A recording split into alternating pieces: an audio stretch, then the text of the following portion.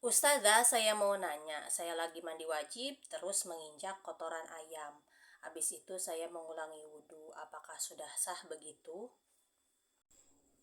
Begini kak, wudhu itu tidak batal karena menginjak najis. Begitu pula mandi wajib tidak batal dengan menginjak najis ya. Hal-hal yang membatalkan wudhu atau hal-hal yang menyebabkan hadas kecil, yaitu yang pertama, ada yang keluar dari kemaluan depan atau ada yang keluar dari jalan belakang ya, dari dubur. Mau yang keluarnya itu berupa hal yang umum seperti yang jalan belakang biasanya kotoran atau kentut, jalan depan biasanya air kencing. Atau hal yang jarang seperti keluar kelereng atau keluar apapun itu, kalau ada yang keluar dari jalan depan dan jalan belakang itu membatalkan wudhu, terkecuali kalau yang keluarnya air mani. Itu tidak menyebabkan berhadas kecil ya, tidak membatalkan wudhu tapi menyebabkan berhadas besar.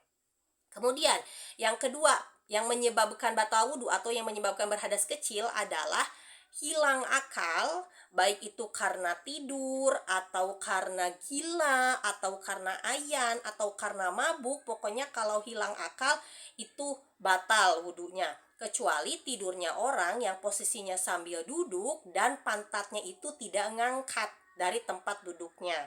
Kemudian yang ketiga yang membatalkan wudhu adalah bersentuhan kulit antara laki-laki dan perempuan yang tidak ada hubungan mahram dan tanpa ada penghalang. Kemudian yang keempat yang membatalkan wudhu adalah memegang farji. Farji itu umum, termasuk kategori farji itu adalah kubul. Kubul itu berarti kemaluan depan, dan dubur alias jalan keluarnya kotoran. Nah, itu kalau dipegang menggunakan telapak tangan maka wudhunya batal. Jadi jelas ya, dalam hal yang membatalkan wudhu atau hal yang menyebabkan hadas kecil itu tidak ada menginjak najis. Jadi wudhu gak batal karena nginjak najis.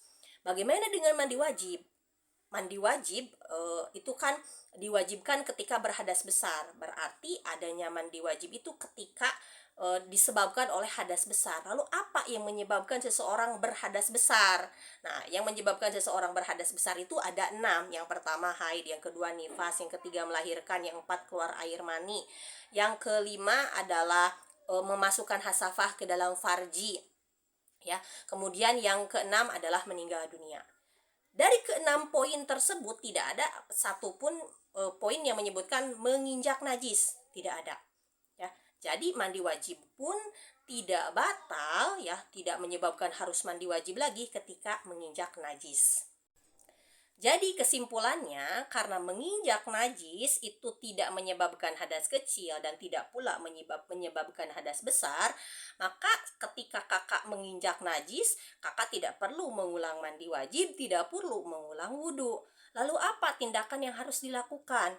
Tindakan yang harus dilakukan adalah membasuh kaki yang terkena kotoran ayam tersebut gitu. Basuh kakinya karena kaki kakak jadi mutan najis. Basuh kotoran ayamnya menggunakan air sampai hilang baunya, rasanya, begitu, warnanya. Pokoknya hilang zatiahnya, gak ada sama sekali. Berarti kalau sudah hilang kaki kakak jadi suci. Nah, kalau sudah suci, kemudian kakak ke tempat sholat, melaksanakan sholat, sholatnya sah. Kenapa?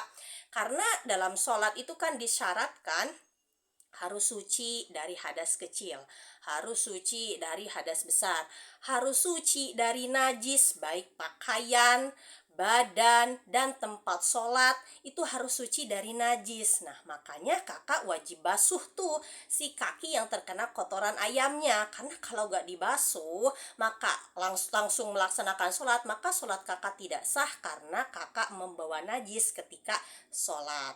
Jadi poinnya kenapa harus dibasuh ya karena sholat membawa najis itu tidak sah. Dan sebenarnya dalam aturan fikih juga ada aturan bahwa diharamkan seseorang membiarkan atau sengaja membaluri tubuhnya dengan najis. Jadi kalau tubuh kena najis itu wajib untuk disucikan. Walaupun sebenarnya kakak pada saat itu tidak bermaksud melaksanakan sholat karena waktu sholatnya masih lama. Jadi tindakan kakak sebenarnya cukup membasuh kaki yang terkena najis saja. Oh, tapi saya habis basuh kaki wudhu lagi. Ya, gak apa-apa wudhu lagi gitu, silahkan. Tapi sebenarnya yang cukup dan yang wajib itu hanyalah membasuh kaki saja. Sekian penjelasannya, semoga bermanfaat dan juga mudah difahami.